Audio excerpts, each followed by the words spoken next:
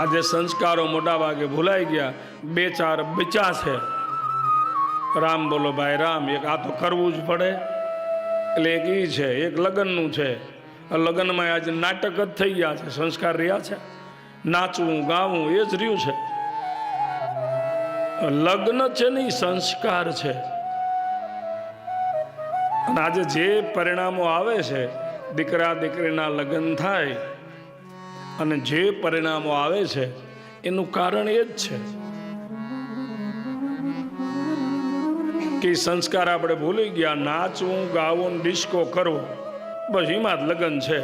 પછી કાં પછી એનું ઘર ન હાલે, કાં સંતાન ન હોય, કાં તો ઝઘડાના મૂળ, કાં તો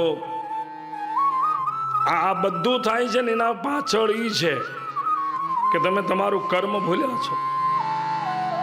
દીકરાના લગ્ન હોય, બ્રાહ્મણને બોલાવે, બ્રાહ્મણ પંચાંગ લઈને આવે, એક વેવાઈ આ બાજુ બેસે, એક વેવાઈ આ બાજુ બેસે, 5 હગા હોય.